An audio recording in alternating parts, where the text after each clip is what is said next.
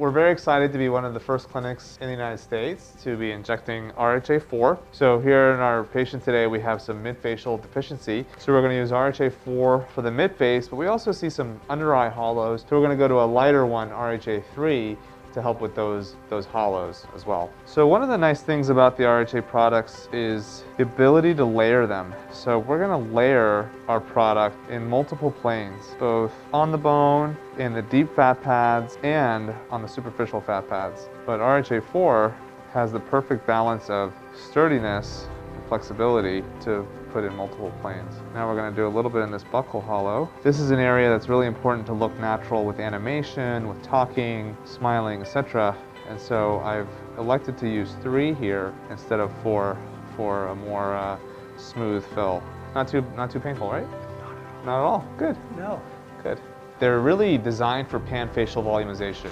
So just like an artist, I can choose which number, which thickness to use for different parts of the face. I've selected 4 for the mid-face. I've selected 3 for the buccal hollow. And now we're going to go to the finest RHA available here in the US, RHA2. RHA2 I found is perfect for under-eye hollows and tear troughs. So here we're going to go now for the under-eye hollow. Soften the lid-cheek junction, this big kind of circle here, this infraorbital hollow. So this is kind of a very ideal treatment outcome. Oh my God. See that? I can't.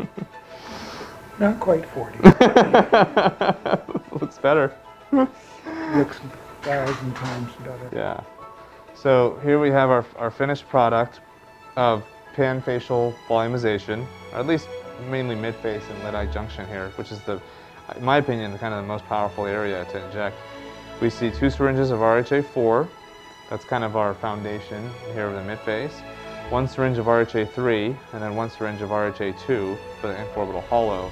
And we see this nice contour all the way around, and same on the other side.